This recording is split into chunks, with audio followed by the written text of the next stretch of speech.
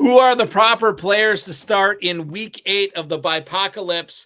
What are the key decisions you need to make in your lineups trying to win in week 8 to make sure that you have your best chance to win $1 million in the FFPC Main Event and the FFPC Big Gorilla? We've got a great show for you tonight. Jason Millitch, the 9th place team owner in the FFPC Big Gorilla tournament, is here. Ferrell Elliott is here as well, the commissioner of the high stakes fantasy of the Kentucky Fantasy Football State Championship at KFFSC.com. My name is Eric Balkman. We got a bunch of guests coming up as well. Stick around. Your high stakes fantasy football hour starts now. Can't stand the pressure. I've seen greater men than need a lesson. Broadcast live and heard around the world, you are now watching the most entertaining hour of radio on the planet. Welcome to the High Stakes Fantasy Football Hour presented by myffpc.com with your hosts Eric Balkman and Ferrell Elliott. The High Stakes Fantasy Football Hour is your home for analysis from the best players in the world. And now, because no one else was available, here are Eric Balkman and Ferrell Elliott. Solace in the scripture. Are we not all our father's sons? All right, I beg your pardon, ladies and gentlemen. We are it's a wild night here tonight on the High Stakes Fantasy Football Hour. We are live now, 2 minutes past the top of the hour, and there are plenty of people that want to say hi tonight. So I'm going to let them say hi as we open the show tonight, heading into week 8. Go ahead, guys.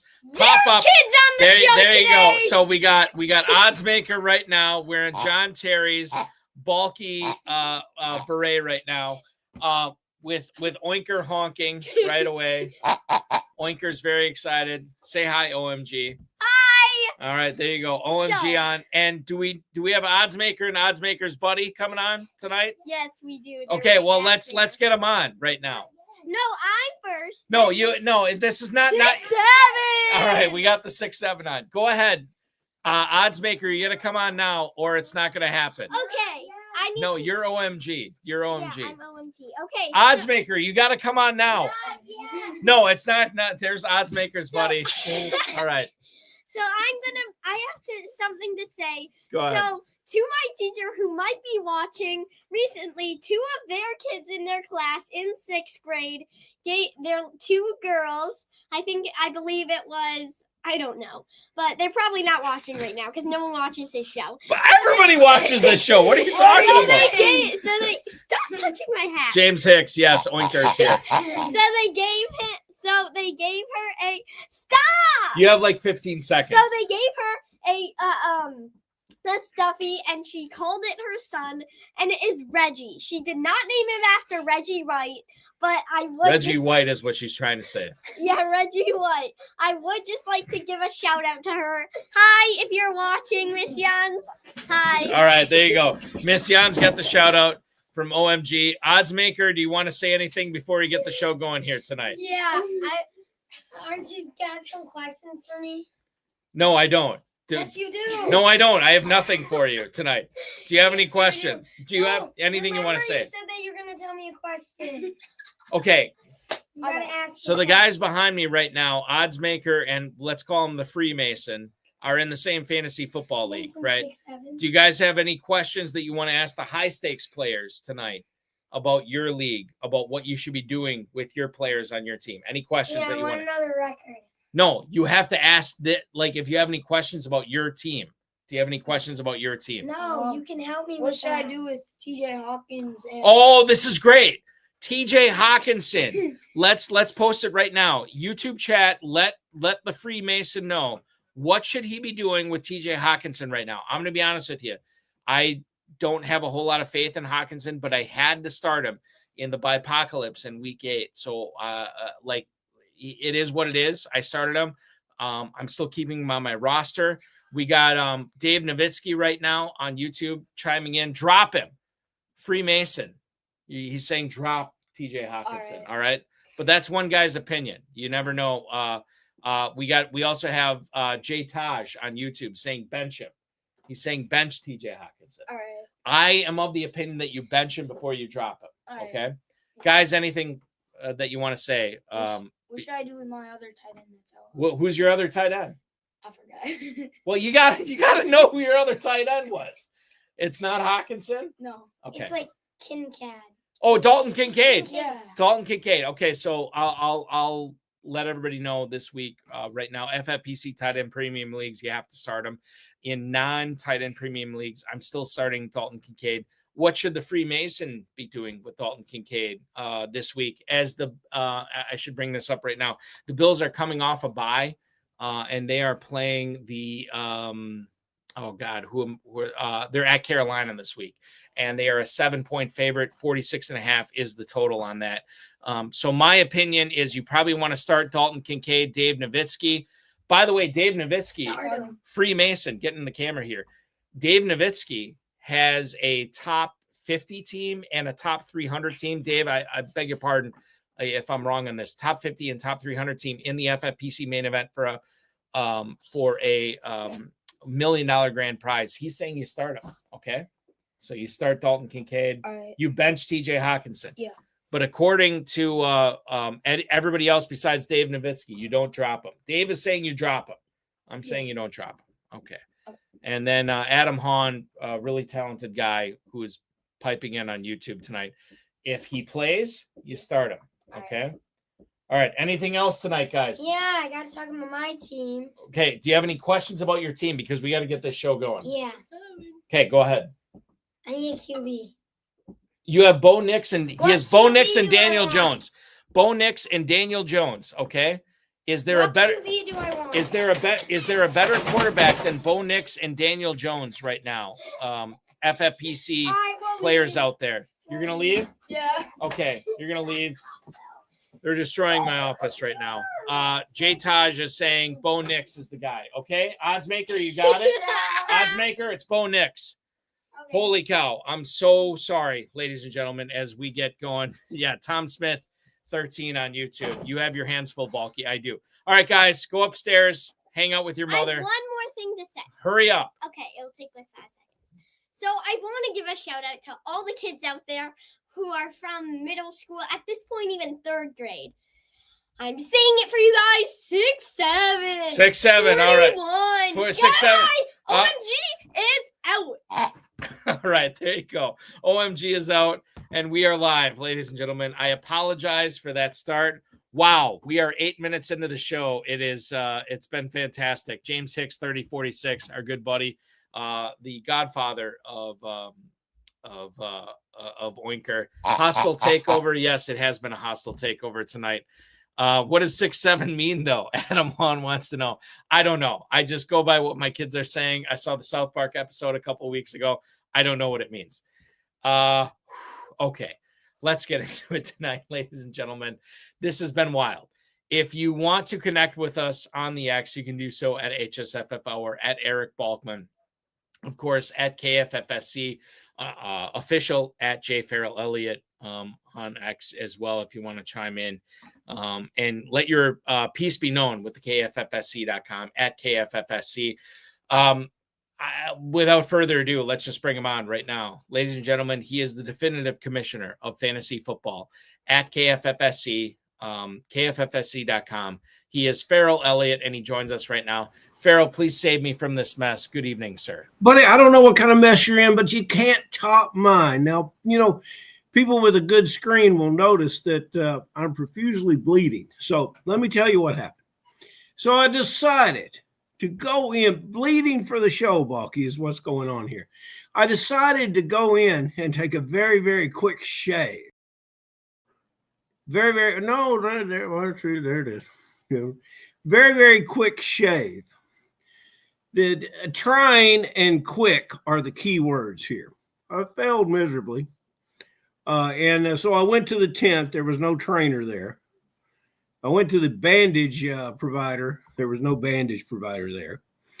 So we're gonna, I'm gonna use Oinker's hair, and we're gonna make sure that I don't lose too much blood in the show. Those of you who can't stand it and are a bit squeamish, please look away, and we'll go from there. What other kind of What other kind of activities have we had tonight? I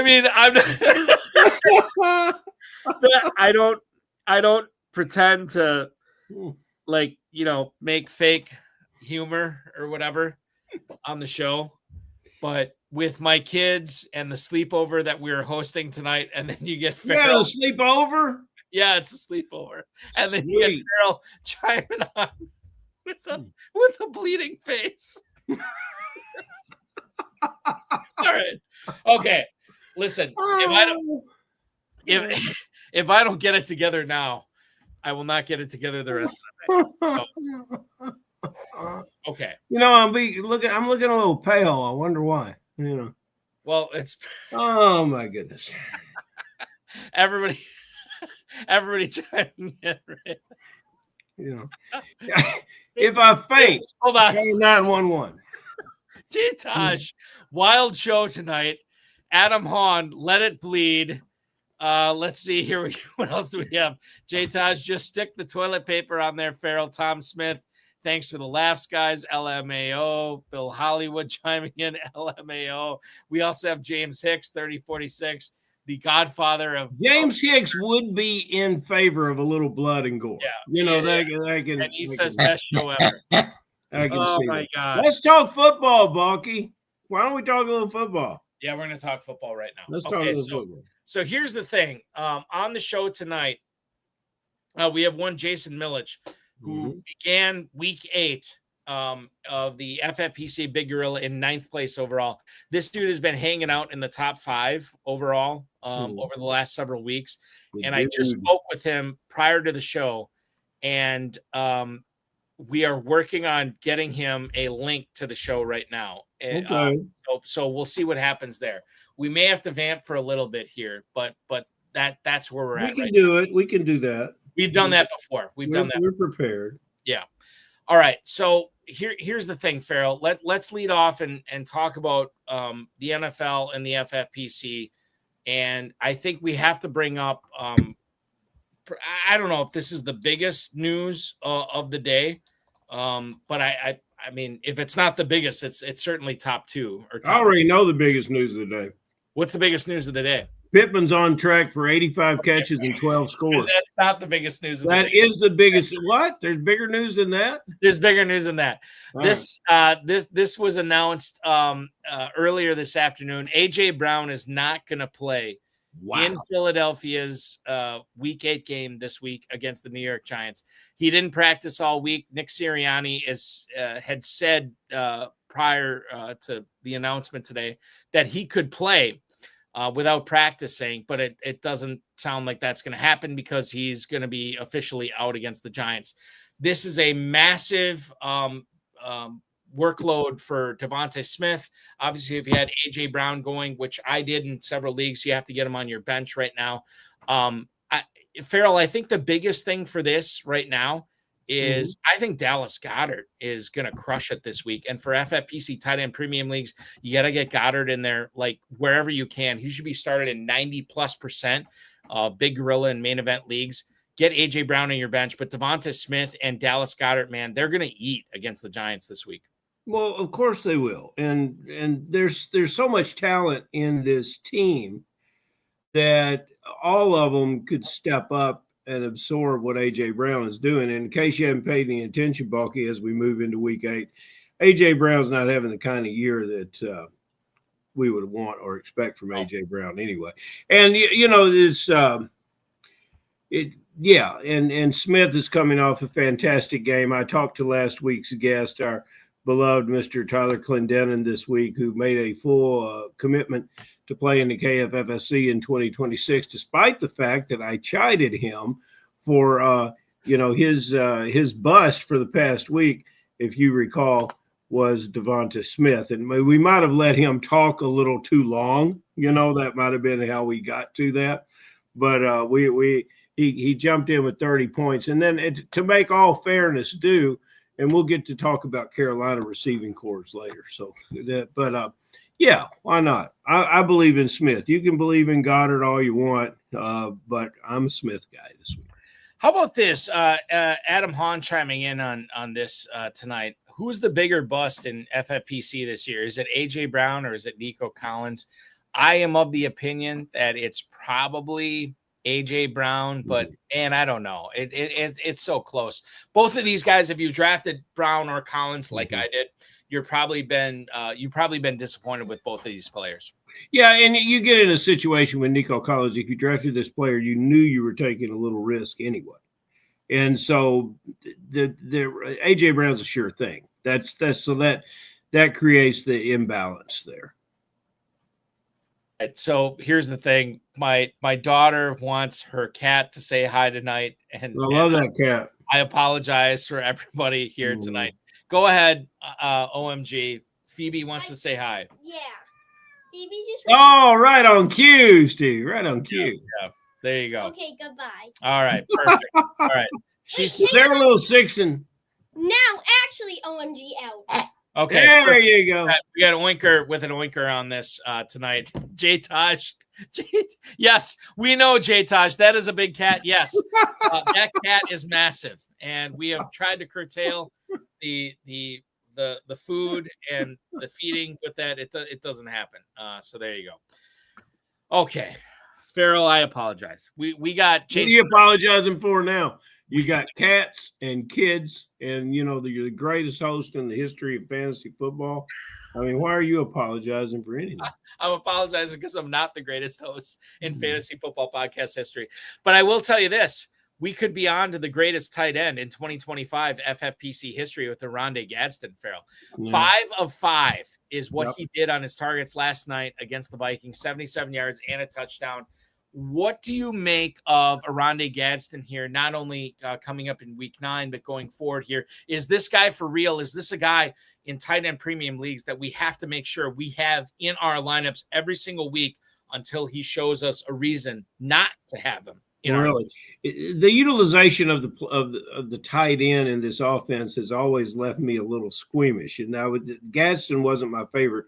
It didn't fall in my favorite landing spot, but I was a big fan of this player when he played college ball. And yes, I believe in him.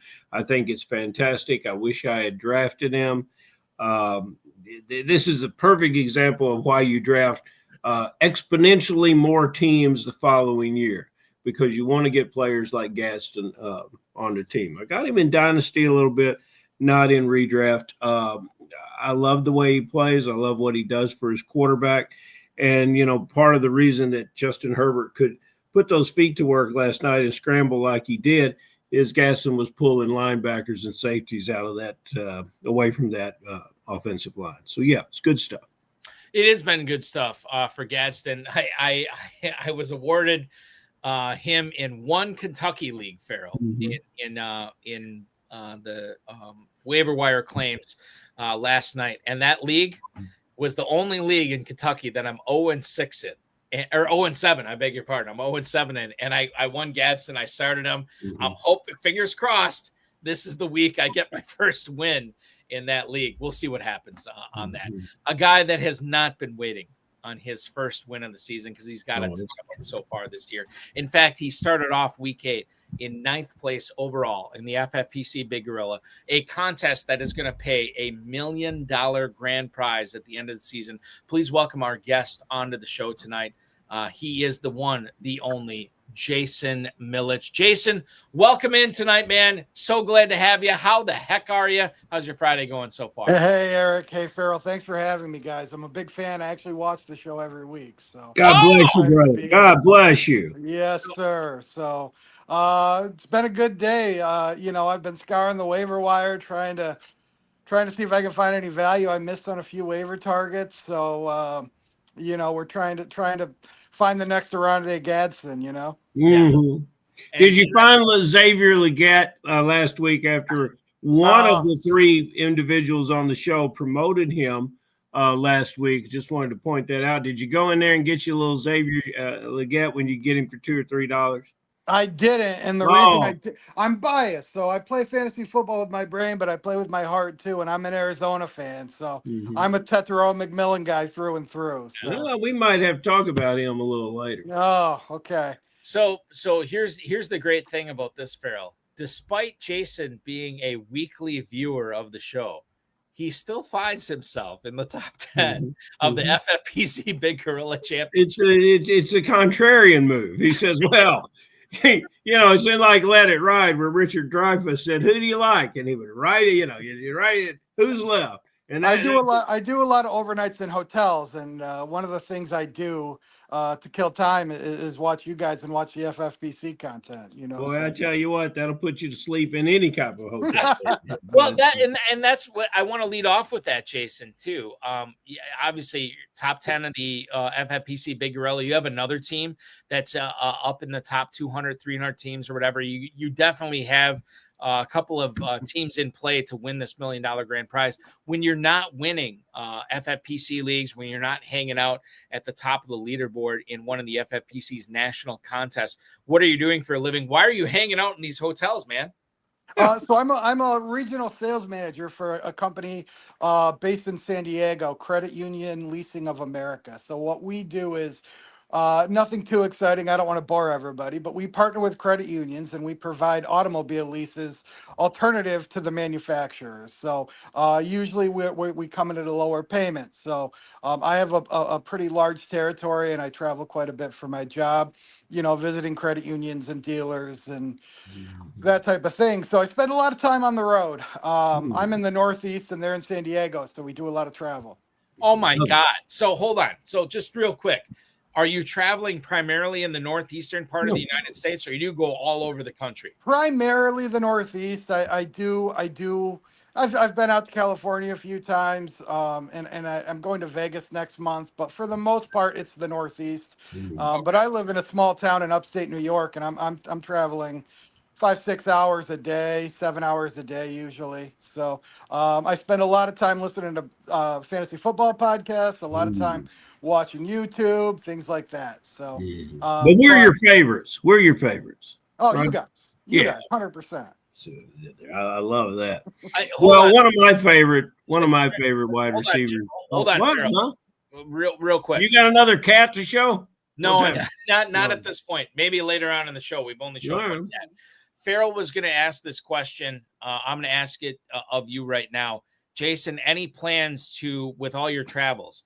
Any plans to pop out to Las Vegas or Louisville for the big drafts that we have going on in Louisville for the KFFSC coming up Super Bowl weekend, and then obviously the FFPC with week 1 coming up in September of next year? Do you have any plans to draft live? Because I know you've done very well drafting online.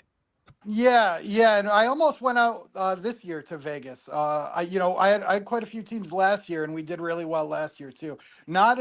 We're not set up quite as high last year as we are this year. But I have a twin brother, and this is a good way for us to stay in touch and communicate. And so he has teams and I have teams, and we almost flew out to Vegas last year, but he had a work conflict come up, and we scrapped it. But next year we're definitely going to be there. Oinker would say, "Come now." We got guys dying to meet you. There's another cat involved. Yeah, that's just real quick, Jason, before Ferrell asked. Said they were talking about the right. other Okay, cat, so I just wanted to show you him. So there you go. So that's the other cat that we have. This is Chip, and Jason has dropped off now. Thank you for dropping, Jason. Chip has said hi. We're gonna get back to the actual regularly scheduled program. So there you go. Thank you, OMG. We appreciate it. Always a pleasure. All right, perfect. OMG is out. All right, perfect. I'm back. I apologize. Make sure you are out this time. Go ahead, Jason. I'm sorry. I lost you guys for a minute. The audio cut out, so I had to rejoin. You missed nothing. When I tell you this, you literally missed nothing.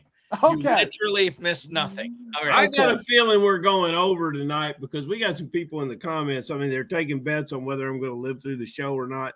And I want to encourage everyone to give blood at your blood donor this weekend for Halloween. Now, let's talk about Chicago and Dallas because I'm curious about Rome Odunze. This is a player that loaded up in the Dynasty leagues, not so much in the redraft for me, and it's because I did not trust his surroundings.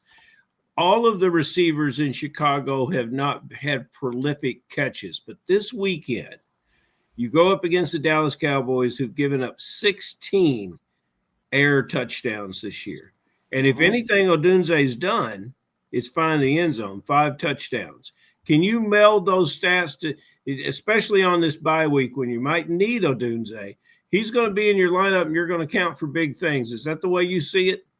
It is. It definitely is. You know, he had a hot start to the season, and then he did let us down the past few weeks. But I mean, Dallas has a little bit of a porous defense. I worried more about Caleb Williams than I did Rome Odunze. The talent's always been there for Rome. I was hoping Caleb would take a leap forward this year, and I was hoping Rome would eat into DJ Moore's target share.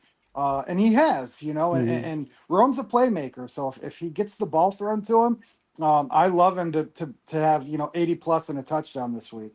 Yeah, from I've got the wrong opposition for the Chicago this week, obviously. Oh, no. Yeah, this is the Ravens, not Cowboys. Yeah, but I'll be honest with you. Is there much of a difference between the Cowboys? Cowboys might be better, and I apologize. I have been incorrectly informed. By who? Who informed you on that? Was it this guy that's hanging out with this AI in my phone? You know, that's a really smart question. You know, they're such ass kissers over there. And Baltimore's another defense that, you know, a lot of people liked a lot this year, and they have given up a ton of points, you know, and they're just not. I mean, even they don't pass the eye test. If you look at the advanced metrics and things like that, they're a team that is going to get scored on.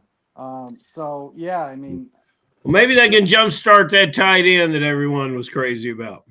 Likely or Andrews? No, the other side, the Bears. Oh, maybe they can jumpstart the Bears. Loveland. Yeah. I'll be honest with you. He's on my bench in my 9th place team. I wouldn't start him this week, even with Komet's back the way that it is. He's on your team. He's on your team. What draft capital did you give for that player? If I had to, I would say on that team, I think I got him in the 8th or 9th round. Holy smoke! So it proves that you don't have to be perfect to be in the top 10 at this point. Well, you know, he fell to me, and my strategy for and I did 25 teams or something like that this year, and my strategy was I wanted to wait until later on in the draft, you know, that 9th or 10th round to either get a Tucker Kraft or a Jake Ferguson. I like those two guys a lot this year, so I have a huge share of both of those guys. And then I would grab Harold Fannin in the 15th, 16th, 17th, depending on what time of year it was. Good job. So, yeah. You know, tight ends are tricky. I'll do the 1st or 2nd round tight end because of the tight end premium, but there's not, you know, the hope that Loveland was going to be Bowers or even Tyler Warren. There was hope there, but I wasn't optimistic just because of all the mouths to feed in Chicago. And right now he's imitating Irv Smith, one of Balky's old school favorites. Minnesota guy. Yes, yeah. Okay, so here's the thing. And we'll get into this shortly with what Jay Taj is saying here on YouTube. But before we do, I have to ask you this.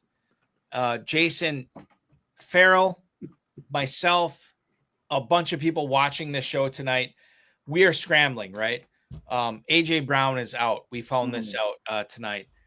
This is not to mention all the other players that are either out, questionable, or on bye this week. 6 teams on bye, which is creating a massive problem for all of us trying to win big time in the FFPC or the KFFSC.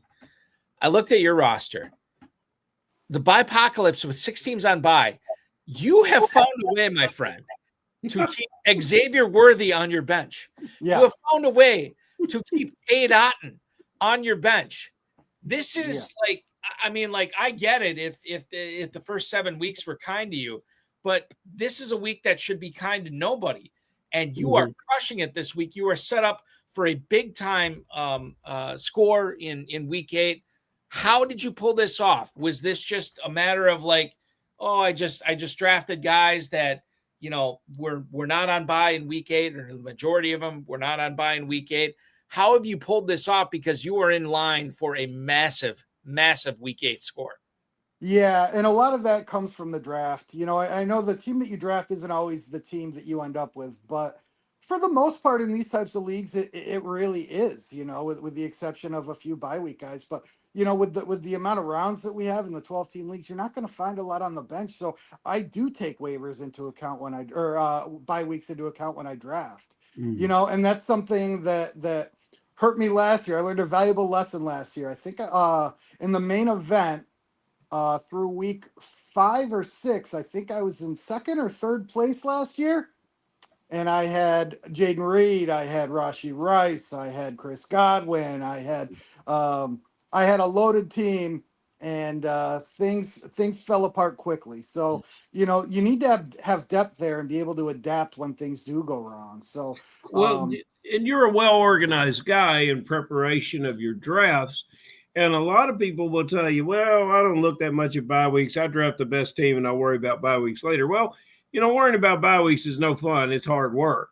It is. And that's why a lot of people don't do it.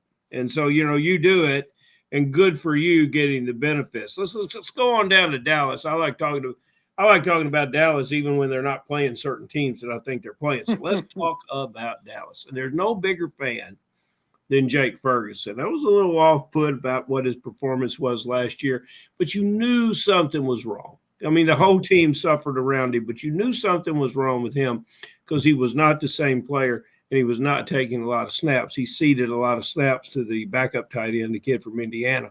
So he was in a situation this year where he's healthy, and he and Dak are on the same page. Now CD Lamb comes back. I've got a lot of Ferguson. I got some Lamb. I got these Cowboy players on my roster. I don't think it does anything but help Ferguson. I don't think it does. Dak is hot statistically. He's throwing the ball well. He's finding these receivers, but I'm more interested in your opinion. How is this going to affect the very impressive years that we're seeing so far from Pickens and Ferguson? Yeah, great question. I'm not worried about Jake Ferguson at all. I agree with you, Ferrell. I think it would help Jake Ferguson. I do worry a little bit about George Pickens. It's a very small sample size, but in the few games that we've seen, especially week 1 with CD and Pickens, Pickens wasn't nearly as effective as he was when CD is out. And that's to be expected, right? Because when you have guys like Jalen Tolbert or somebody like that, taking those targets, George Pickens is going to be the alpha there, and Jake Ferguson is going to get catches. Jake Ferguson is a huge asset, especially in a 1.5 PPR league. But I do worry about George Pickens. So, back to your point, Eric, about Xavier Worthy on my bench, it might be George Pickens soon, to be honest with you. We'll see. And you got Pickens in there. I do this week so far. Now, I haven't finalized this week yet. Last week I was in second place, and I put in a defense that got me 0. And when you're up that high, man, things like that'll crush you, So massive, yeah. But that's what makes it fun too. That's the fun of fantasy football. So George Pickens is in there now. I don't know that he's going to stay there. But Jake Ferguson, it's wheels up for me with Ferguson. It seems to be wheels up for both the Dolphins and the Packers for both of their big weapons in week 8. However, I think both of these players, Jason, are listed as questionable. Yep. On the final injury report, or the most recent injury report we've seen from the NFL. Which questionable tag worries you more this week? Is it Jalen Waddle with his hamstring issue, or is it Josh Jacobs and his calf issue? And I think both coaches have gone out of their way, and don't quote me on this, I believe this is the case, but I don't know for certain. I think both coaches have gone out of their way to say these guys are playing this week. But, we've been told this story before, and then players end up missing. I guess the question is, number one, are you concerned with either one of these players' statuses for week 8? And if you are, which one is more concerning to you as you try to put together the best possible lineup to get in first place in the FFPC Big Gorilla? Well, I sat Josh Jacobs last week because he had a late game and he was questionable last week and he played. And that decision cost me 14 points. So Josh Jacobs will be in my lineup as long as he's playing. Jalen Waddle does worry me a little bit. The Dolphins in general worry me. Jalen Waddle was a guy who I thought fell pretty far in drafts this year. He was a late 5th to mid 6th round pick most of the year. And I like the value there. Him and Devonta Smith were two guys that I would target in that range. And with Tyreek out now and Tua leads the league in interceptions right now at, I think, 10 interceptions. Jalen Waddle worries me. And I just saw an article today where Tua said that Waddle's lack of production was because he's not tall enough, meaning Waddle. And so when your quarterback says things like that, yeah, I mean, that worries me a little bit when I'm playing for $1 million. Damn. He said that? Yeah, today. Good. Yeah. Yeah, I mean, like I'll be That's honest. the bigger news than AJ Brown. That's bigger news. I'll be honest with you. When it comes to Tagovailoa, like, this is a guy that should probably just keep his mouth shut, and when he has to talk to the media, probably just not be as exploitative and as honest as he probably could be. I the fact when you talk about like, oh yeah, I'd love to get the ball to Waddle and Malik Washington, all these guys. I can't just see over the linemen. Like, don't say that. I know. I am not an intelligent man, Jason and Ferrell. You guys know this. I know I'm intelligent enough to know you don't say that kind of stuff in the media. No. And he has been. I think Nick Saban said this too. Like, this is like 2 weeks ago, and he was kind of calling out his teammates for not showing up to meetings and whatever, or at least not showing up on time or whatever. And Nick Saban says, yeah, like I applaud him for coming out and apologizing for this, but you don't say that kind of stuff. You don't say that kind of stuff.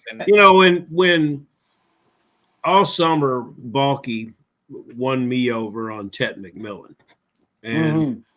and I see it. I see every reason to love this player. Again, the landing spot, but still is very, very positive about him. He's a player on pace maybe for 70 catches, 5 TDs, and that's what I see in a rookie, in a lot of rookie wide receivers, and that's a pretty good football year. It doesn't really help us in fantasy football, and it sure as hell doesn't help you when you draft him at the end of the 3rd round. I'm sitting there live in Las Vegas, and Ted McMillan went to the drafter in the number 10 spot in the 3rd round. And I didn't say anything, but I didn't say he drafted him because he couldn't see the board or something like that. I didn't say anything like that. But I was surprised. Not only could, there was but now Andy Dalton comes in, and it's hard. We had so much, I live in Louisville, Kentucky, right down the road from Cincinnati. We had so much of the Red Rifle in Cincinnati, a career 500 quarterback, but we appreciated this player. He's in his 3rd season there in Carolina. It started great. He had that 3-0 year last year, some struggles. What's he going to do going forward from a football perspective? And what is he going to do with his young receiver, who I think future ceilings will deserve a 3rd round and higher draft pick, just perhaps not in 2025. Yeah, that's a good question too. And I'm a Bryce Young believer still. Not this year, but down the line. But I do think Andy Dalton, he's going to help Ted McMillan. I think that with Andy Dalton there, I think McMillan's numbers are going to be better than they were. Now, we've seen him get into the end zone twice the past couple of weeks. So, things are looking up. But he also, he might get 8 or 9 targets, but 4 are catchable, 5 are catchable. So the situation does worry me a little bit. When I drafted Ted, now on this team, the one that's in 9th, I took Ted at the end of the 4th. So I didn't have as much draft capital as the gentleman that you're talking about, Ferrell, but still, it was a significant pick. I like Tet McMillan, and it takes these receivers a little bit of time too. I wouldn't be surprised if we were able to see a McMillan breakout the second half of this year. I wouldn't either. And boy, if he doesn't launch, people will sour on him next year. And boy, that's the time to get him. And you talked about, gentlemen, if you make it to Kentucky and when you make it to Las Vegas, you'll never meet a finer gentleman than Tom Smith. Tom Smith is asking me about bandages, Balky. Can you throw that one up? Yes. And Tom Smith works in the medical field. And Tom, I must tell you, I was poorly prepared. However, I did splash 4 different brands of bourbon on this, and I finally gave up and just made me one. So that's how I'm treating it here. That's the way we treat it in Kentucky. If I was out there in California with you, bandages would perhaps be a choice. But, so just to recap here, not that the show has not gone off the rails completely so far tonight, but for any cuts on the face, the people in Louisville recommend little Four Roses, little Woodford Reserve, little Wild Turkey, right, Ferrell? You're just splashing, but there's a conglomerate that you have to do. Like, it's not just 1 or 2, it's 4. It's whatever you can lay your hands on. It's whatever you get your hands on, and good stuff. Well, listen, I'm going to lay my hands on a question about the Cleveland tight ends for one Jason Millitch here tonight. David Njoku, the latest we have on him, this came right around lunchtime today. He's officially questionable for the game against the Patriots this week. Limited practice Wednesday, Thursday, and Friday this week. It seems like he's going to be able to play, but you know that his knee is not 100% right. Obviously, the quarterback for Cleveland, Dylan Gabriel, throws a ton to the tight ends, and you know that New England is not exactly a death knell for tight ends when, as far as their defense goes, when they're playing against them.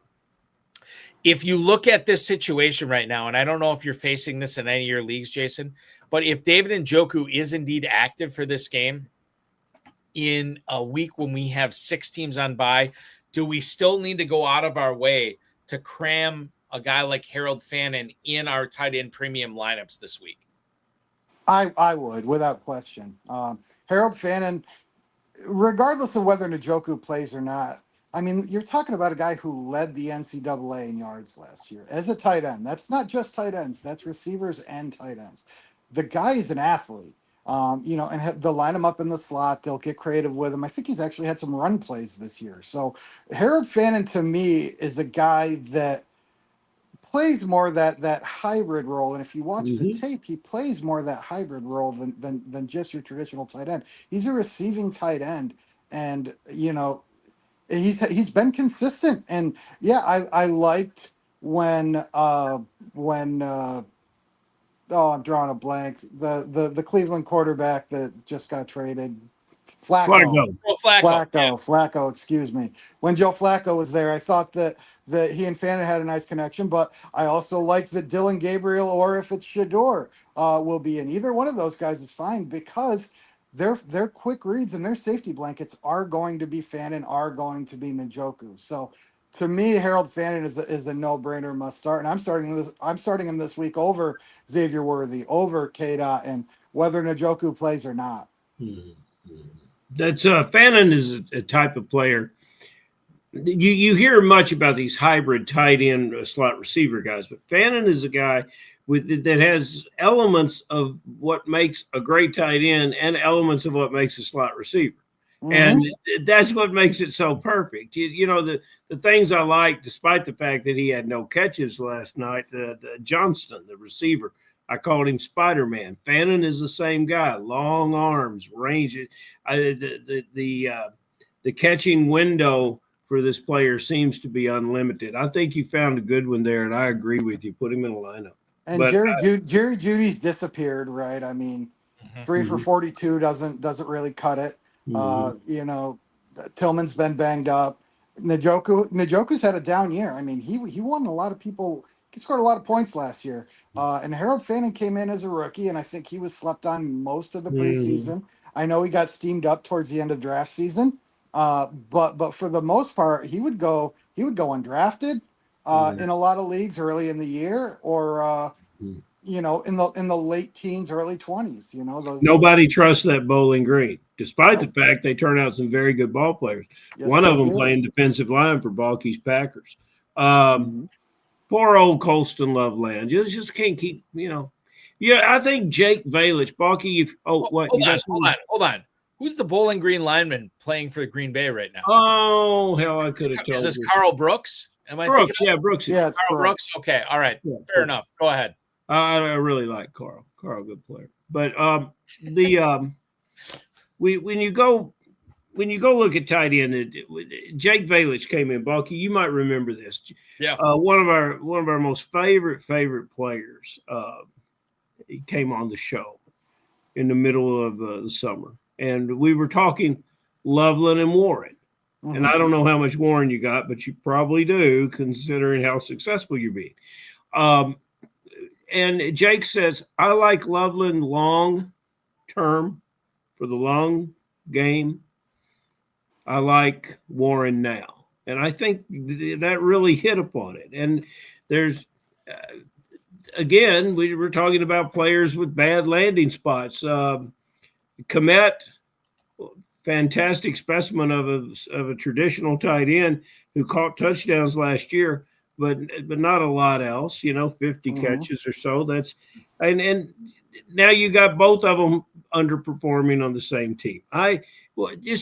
What kind of you teased it a little bit earlier. Expand on it. What do you see with this position? Or is Loveland going to stay on your bench and stay on your bench and stay on your bench? Unless there's a major injury in Chicago, Loveland will probably be on my bench until I feel like I can trust him. Now, if he does have a breakout game, okay, you know, he'll be on my bench for that. But, you know, I need to see more from him until I can put him in my lineup. Our good friend Terp still waiting on that Pollard breakout game down there in Tennessee. But remember last year when Dalton Kincaid was drafted universally as a top 5 or 6 tight end, but Dawson Knox was still there, and everybody said, "Oh, Kincaid's going to be great." And I know it was the second year, so it's a little different. But you know, when you have 2 good tight ends that both of their quarterbacks like the other tight end, it's a tough situation when you're coming in and you're a young player. With Tyler Warren, he didn't really have that, right? And then he had a new quarterback in Daniel Jones who came over, and they were able to develop chemistry. So, yeah, I mean, I do like Loveland long term, but I think he hit the nail on the head when he said Tyler Warren now, and I think they're both going to be great long term. Very good. So who is Jay? I mean, he's been wonderful all night. It's Jay cut is up to -170. He is a favorite. Yeah. I don't know. And Jay Taj, welcome. Jay Taj, identify yourself and come play in Kentucky. Your one-liners you're fantastic. You're on theme. Your timing is great. You're just, I will say this, Ferrell. With the FFPC Insider Access show on the Better Sports Network last night, Tom Smith, who is hanging out with us tonight, pointed this out, that the full YouTube usernames are showing up in the chat. And so there's a very distinct possibility that Jay Taj has been watching this, our show for. He says it's John Terry. Oh, it is John Terry. Okay. John Terry. Okay. All right. Perfect. So then that makes sense. But for whatever reason, now when we see the comments, or at least when I see the comments, when you see the comments, when Jason Millitch sees the comments, it's the full YouTube name. So I'm still trying to associate myself to that right now. But now that we know, and John Terry, certainly a guy who's had a lot of FFPC Big Gorilla success over the years. Is your twin brother watching the show, by the way? I'm sure he is. And if he ought to jump in here and talk about how handsome you are. That's what I would do. If I was your twin brother, I would say, God, your guest is a handsome character. Yeah, Jason, go ahead.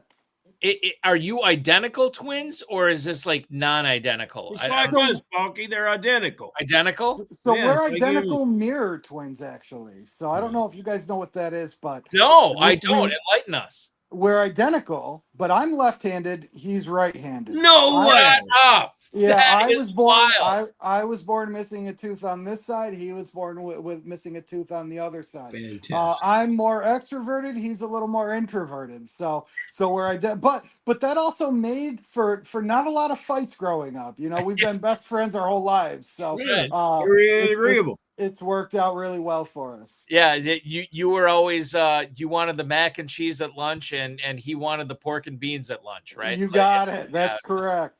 To quote one Cosmo Kramer from Seinfeld, Mother Nature is a mad scientist.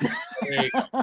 I think all of us on the call can get that reference, but I can't believe Seinfeld was 25 years ago. That, that's the thing, Jason. It's like I don't even realize it, because I've been doing it for years. I know I'm dating myself. I had my kids come on doing the 6'7" thing. I have no idea what the heck. My kids do it too. Yeah, I have my 5-year-old. I don't know. Oh, come on, fellas. No. I asked them what it means. I still don't know what it means. They don't know what it means. They just don't do know it. Nice little South Park. I saw the South Park episode where they're doing the 6'7" thing. And you know what's fun? And I may have shared this on the show before. I'm not sure. But the NFL draft was in Green Bay this past April/May, whatever. And on Friday night, for the end of round 3, I maneuvered myself up to the front of sort of the general public viewing area. And ESPN, they had cameras right in front of me. NFL.com had cameras right in front of me. Roger Goodell, it was the second time I met him. I'd met him before at a Green Bay Packers event, but I met him again during the NFL draft, and they did a live stand-up interview with him, in front of all of us, in the bullpen, watching Browns 2 and 3. And I was like, oh, because I could see myself. I knew I was in the camera shot behind Goodell. I'm like, well, what can I didn't know if it was ESPN or NFL, but I was like, what can I do that would get me on the air? And so I started doing the 6'7" thing. Roger Goodell was talking about, Green Bay, it's great. I had a brat beer, and and I'm doing the 6'7" thing, and I don't know if that ever made it on the air. But it was certainly fun, and I told my kids about it. It was fantastic. I have yet to see anybody saying oh yeah, we saw you on the air. It doesn't. How great would it be if you were known as a 6'7" guy, though? Oh my God, the 6'7" Green Bay Packer guy. That would be fantastic. I missed my calling, Jason. I missed my calling. It is what it is. I have to ask you some emails. Get your answers to some questions that were emailed into us tonight. The first one is from James in Pecan Gap, Texas, which is wild. So he writes here, if I can find I get so many tabs open here right now. I do apologize for this. He wants to know, is Dalton Schultz a viable start this week for the Texans? Thank you, James in Pecan Gap, Texas. So right now, if we were to look at this and how it's shaking out for FFPC tight end premium scoring, the Texans are going up against the 49ers. This is a noon game or a 1:00 game at home. And we know Christian Kirk is out. We know that Nico Collins is out. How do you feel about Dalton Schultz this week here? Yeah, I would if I was in a bind, I would play Dalton Schultz this week. Only if you're in a bind. That's what you're saying? If my starting tight end was on bye and I needed a waiver wire tight end, I would start Dalton Schultz. But I still like Christian Kirk. A guy I really like this week to have a really good week is Jaden Higgins, and he's on my bench this week too. But I do see big things coming from Jaden Higgins. So there are worse options out there for a tight end. I do think you're probably okay to start Dalton Schultz, but we just got news that Brock Purdy's out again. Yep. The Niners are banged up. Pearsall hasn't practiced. I think he's probably out again. I don't know that that's going to be the highest scoring game, and it may be a lower scoring game where you might not see a lot of passes out of CJ Stroud anyway. So if I was in a bind, I think he's worth a flyer, but he's not somebody that I'm rushing to pick up off waivers. I picked him up in one KFFSC league this week, Ferrell and Jason, on a league where I have Sam Laporta on bye, and I was able to acquire Schultz. he's obviously going to be starting for me this week, and I feel pretty good about that. So it is what it is there. One more email here before Ferrell lets in with the final question. It comes from Frank in Mount Pleasant, Michigan. He writes, should I still be keeping Brandon Ayuk on my roster? Thanks so much, Jason. Thanks so much, Frank in Mount Pleasant, Michigan. So the latest we got from Brandon Ayuk, Matt Barrows, who covers the 49ers, I want to say for ESPN, it could be The Athletic. Don't quote me on either one. I know he covers the Niners. He said that Kyle Shanahan told the media today that they could open Ayuk's 21 practice day window next week, which would mean 3 more weeks, ostensibly, of Ayuk getting rocked up and ready to play in 2025. Dude, I don't know. Like, Jason, I think my whole thing, and I have Ayuk on a couple of rosters. I think if you could make it through the Bipocalypse this week, in week 8, and you can still keep him on your roster, then yeah, you should do it. But if you can't, you can't. And I just don't know what we should be expecting from this guy before the calendar turns to 2026. Yeah, I think it all depends on your situation. You know, he could be valuable during that sprint, you know, for the million. But you need to make it to that sprint. And if he's clogging up a roster spot and you're maybe not a clear 1 or 2 team in that league, then I think it's okay to cut him and pick up somebody else who can help you actually make the sprint. So I would be okay cutting him, but I think it depends on your situation. I think if you can afford to hang on to him, hang on to him. But if you really need to win, I think you're probably safe to cut him as well. I think we all need to win. I mean, but unless you're in 9th place, you sit there and you wonder, do I really need to win, Balky? Do I really Yes. need it this weekend? Yes. Yeah. But if you're not, who sent in that email? So if your team looks like you can afford to have a bench spot, like right now, my team, I have multiple defenses on my roster because I like to play matchups there, and I'm pretty active on the waiver wire to stream defense or kicker or maybe grab a flyer.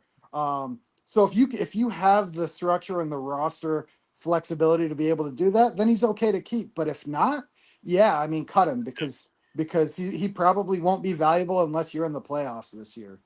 Ferrell, Frank in Mount Pleasant, Michigan. I heard that Mount Pleasant, Michigan. I had an old buddy. I thought it was from my buddy Scott Bears, who's from Michigan, but it wasn't. You know, we were in Las Vegas once. A showgirl told him, "Wait for me in the coffee shop. I'll be there." And you know, it was 11:30. Oh no! And but we went down, and he was still. He had just ordered breakfast. It was 6 a.m. You know, he's still waiting, and that's the same. You know, we're gonna wait on Ayuk a long. You know, John Terry pointed this out, and maybe this is a detriment to me, but he's like, who would have even drafted Ayuk?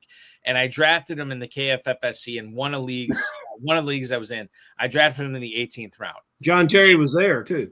He was. I don't know if he was in that same league with me. I drafted in a few leagues with him. I don't know if he was in this one, but I will say, this is kind of like, you know. It's one of those things where you draft this guy super late in the 18th round, and you feel like you got to, at least this is how I do it, guys. And I'm not saying this is right. And quite frankly, it's probably wrong, but I've clung on to Ayuk. And I'm like, well, I drafted him in the 18th round. I got to hang on to him. And, you know, he made it through. Like, I looked at that team. It's not great, but it's still in contention. And I know I can make some hay, with the remainder part of the regular season in the KFFSC, and he's still on my team.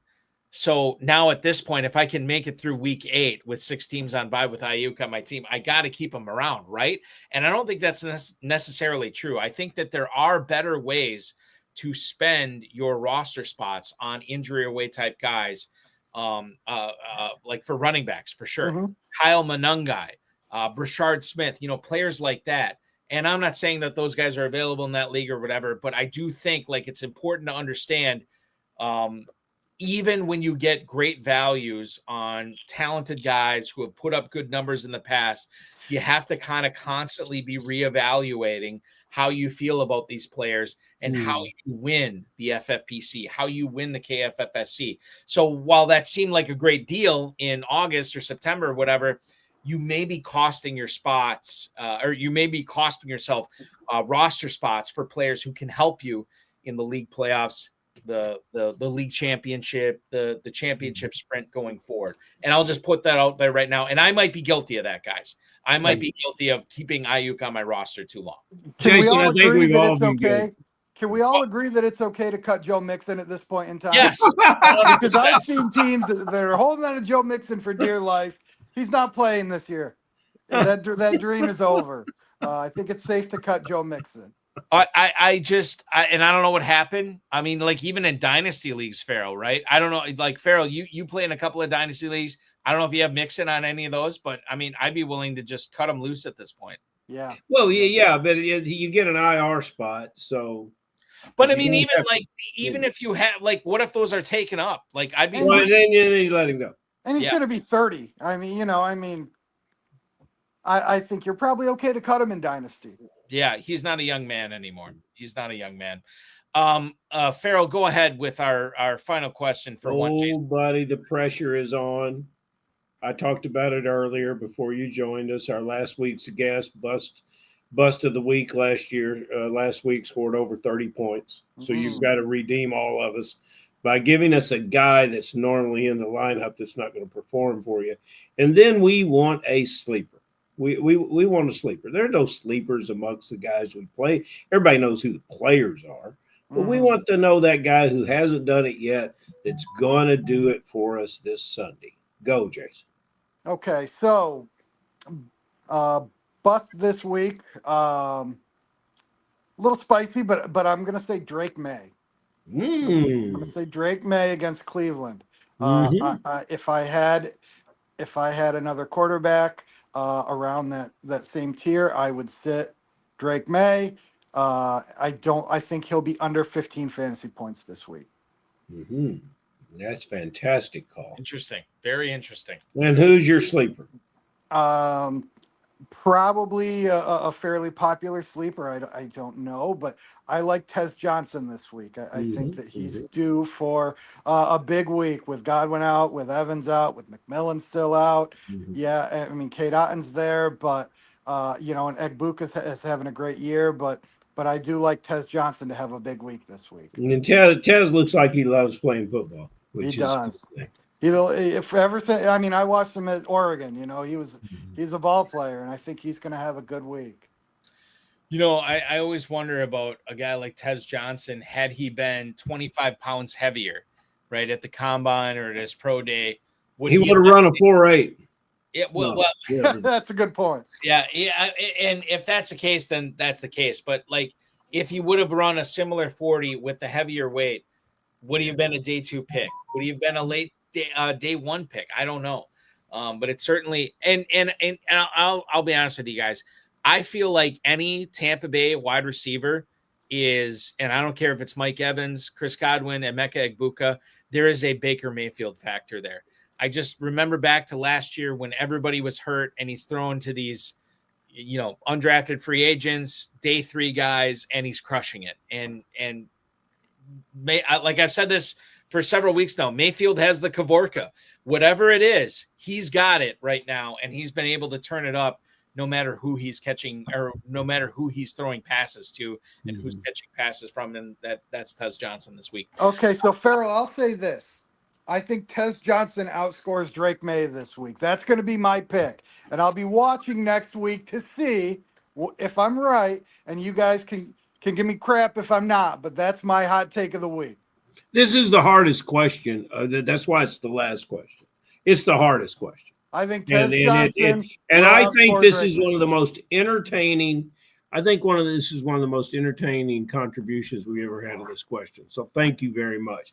And the minute you said that, I don't know what the other choices were, but I had 3 good choices at quarterback this weekend, and Drake May got into the lineup. I'm going back to that team and reevaluating my whole situation. Cleveland is just tough, man. It's just not I mean, their defense is stout, and Drake May's been good, and he's everybody's favorite breakout player, and he's had a lot of great games, but this week, if you look at a lot of the advanced metrics with what Drake May does well and what Cleveland defends well, Yes. you're going to see that the it's not a good matchup for Drake May. So, And I remember putting Baker Mayfield in my lineup once on a weekend when he went into Cleveland and he produced 6.5 points. And then the next week he came out and was mighty fun. So, yeah, I understand exactly what you're saying. Just real quick, I just want to make sure I'm understanding this correctly, Jason. Tez Johnson outscores who this week? Drake May. Drake May. Quarterback of the New England Patriots. Okay. I mean, like, listen, if this happens, you will go down in HSFF lore. It's a bold take, but I like it. I like it. I'm not saying it's likely, but it's definitely there's more than a 25% chance that happens. Okay. I'm down. Listen, if it happens, trust me, we're gonna get back on this on the show for sure, Jason. I love it. Ninth place overall heading into week 8 of the FFPC Big Gorilla tournament. This was so much fun, man. Regardless of if your call comes true or not, you have been part of one of the wildest, weirdest broadcasts in HSFF Hour history when it comes to, the oinker that Ferrell just showed, my oinker here, obviously my kids' friends that are sleeping over tonight. It's been a crazy night, and hopefully it's a crazy end to the season for you, cashing that $1 million grand prize in the FFPC Big Gorilla. Be good. Good luck the rest of the way. Thank you so much for hanging out with us tonight, and we will talk again soon. Thank you guys for having me, and hopefully I talk to you again after I win the $1 million prize. So that's the man, Jason. You got it. Be good, man. We'll see you. Have a great night. Thank you. You do the same. That is Jason Millitch hanging out with us tonight here on the High Stakes. Bill Hollywood was here. Bill Hollywood's been here all night. Yeah, but he's still here. God bless him. He is still here. Ferrell, let's go through I'm not going to read the whole emails here, but I want to go through these starter sits here. You want to do them quick? Yeah, we can do them quick. Right. This is from John in Oregon City, Oregon. John in Oregon City, Oregon. Ja'Cory Krosky Merritt or Chuba Hubbard this week. He's got to play one of them. Kind of a good situation to be in with 6 teams on bye that you can make this choice here. I lean towards Krosky Merritt. Farrell, how do you feel about it? If you're trailing and need to get points value to get back into one of the 4 teams in the FFPC league playoffs, put Krosky Merritt in. If you've got a good 1-loss record and you need to keep that, going, make the safer play with Hubbard. And I'm still saying Krosky Merritt because I'm betting on the talent, but there is a chance that because they're massive underdogs on Monday Night Football against Kansas City. So then I could see you don't want to play Krosky Merritt. Let's play Hubbard, but Hubbard's got to deal with Dowdle. That's the other thing. So if you're of the belief that Washington and Marcus Mariota gets massacred, then it's Hubbard. But anything else, I think it's JC. What's number 26's name? McNichol? Over, yeah. And if you get behind, it seems like he's such a part of the passing game. Totally true, which obviously hurts JCM. Paul in Stockton, California wants to know, Ferrell here, Troy Franklin or Alec Pierce? Troy Franklin at home against the Cowboys, Alec Pierce at home against the Titans.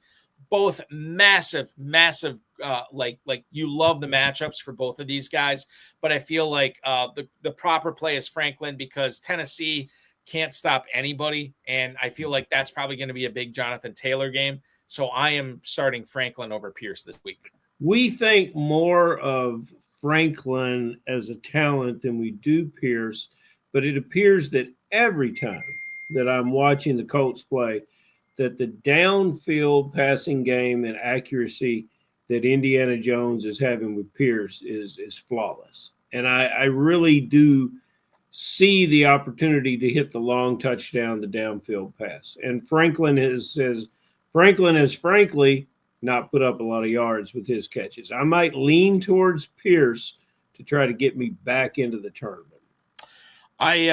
I picked up Pierce in a few Kentucky leagues this week, and I'm probably going to be starting him in a couple leagues this week. Mm-hmm.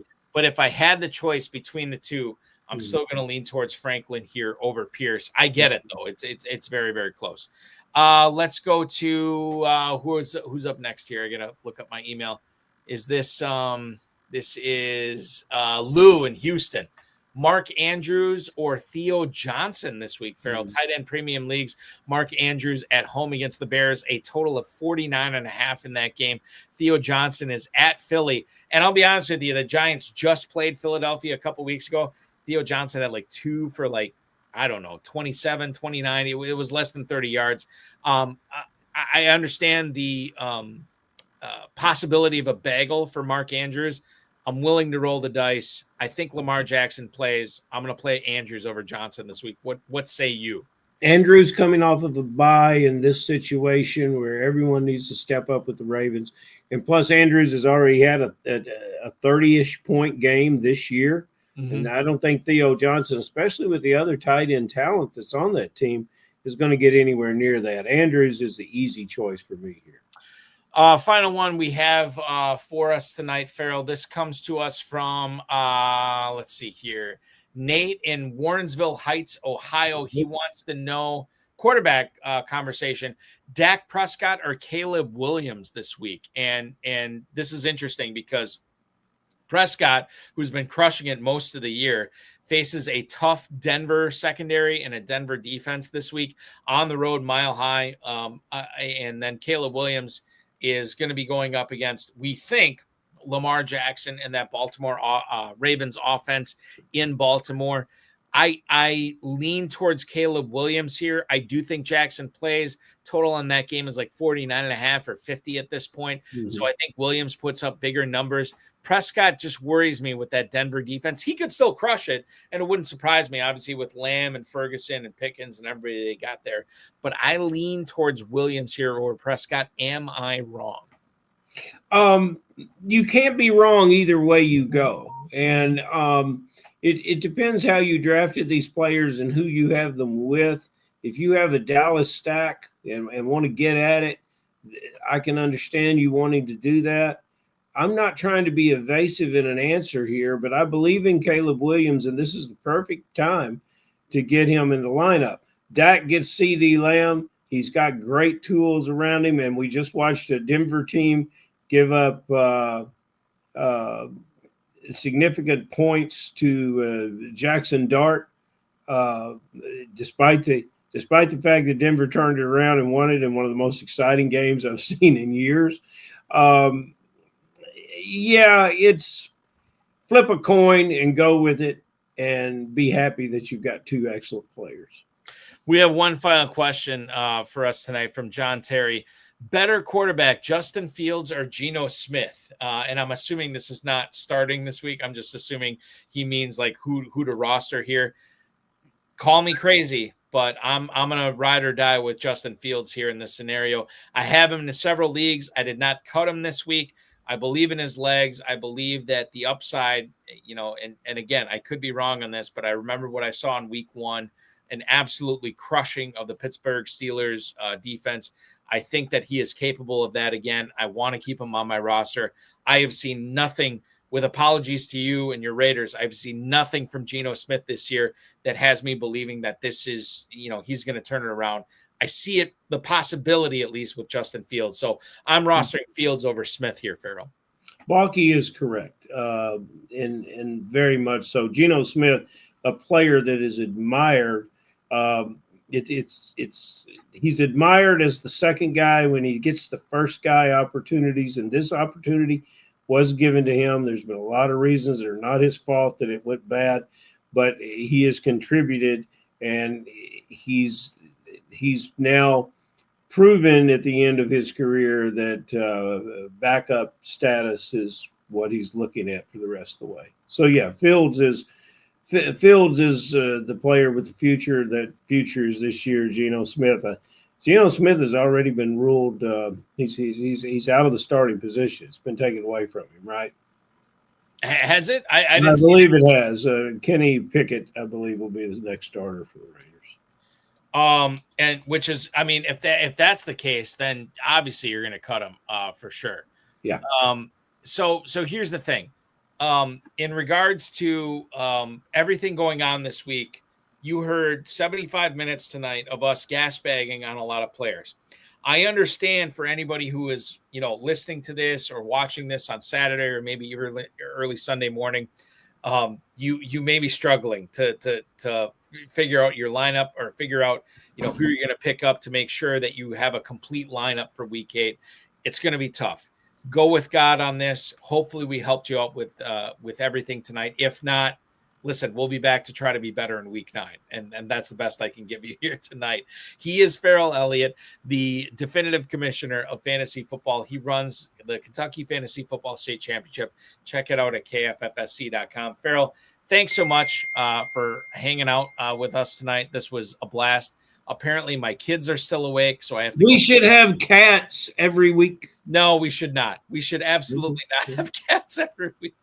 I think we should have cats every week. Well, I'll let the listeners and the viewers post on YouTube. If you want to see cats every week, we'll bring on cats every week. I just don't know if that's the way we're going to go.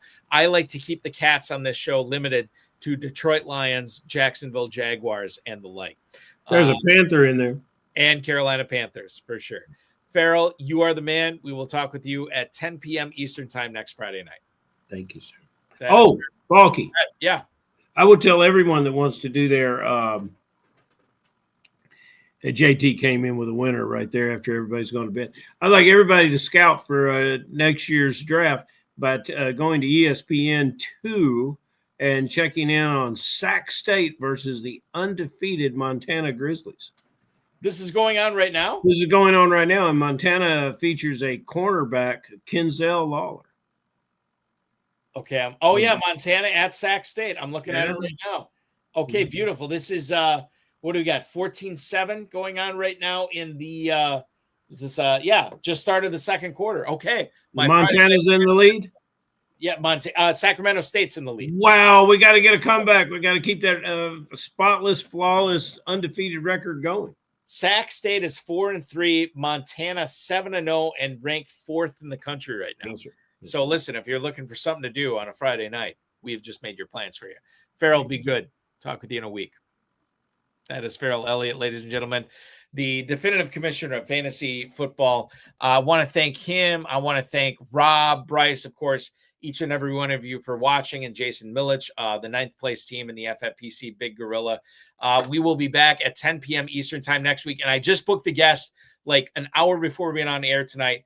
It is going to be, I gotta check here. I want to make sure I'm getting the name right here. It is going to be Vinny Bonta. Vinny Bonta, who is the 6th place team in the FFPC main event, will be our guest at 10 p.m. Eastern time next week. That's going to be a lot of fun, so don't miss that.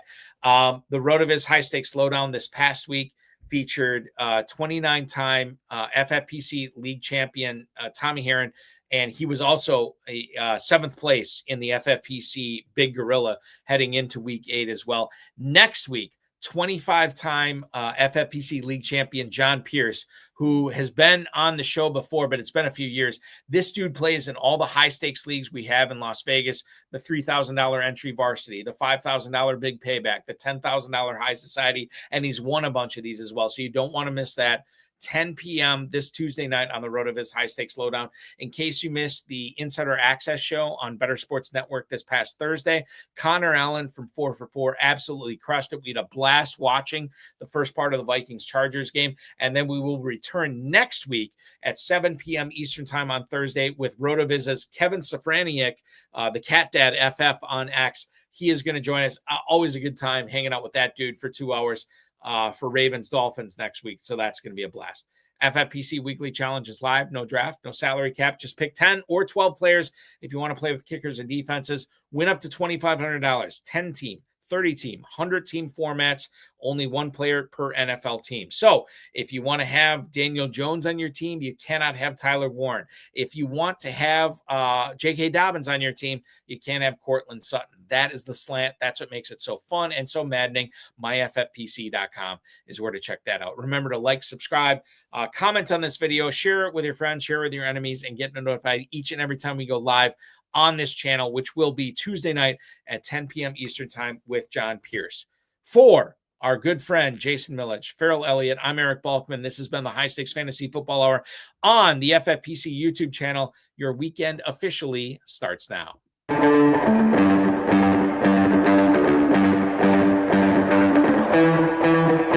This has been another episode of the High Stakes Fantasy Football Hour presented by myffpc.com. It was broadcast live and was watched around the world. Balky and Ferrell will be back next week with more analysis, more interviews, and more advice from guests much smarter than they are. Thanks for watching, and we'll talk with you again next week.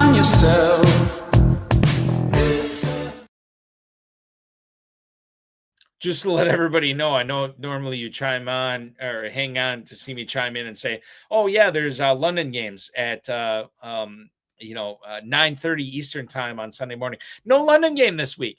Everything kicks off at 1 p.m. Eastern, so you'll have a little extra time to get those waiver bids in, get those lineups in. Remember, 6 teams on bye, and there's a lot of, and we didn't get into all of them tonight, but there's a lot of players that are questionable this week on the waiver report. So make sure your lineup is ready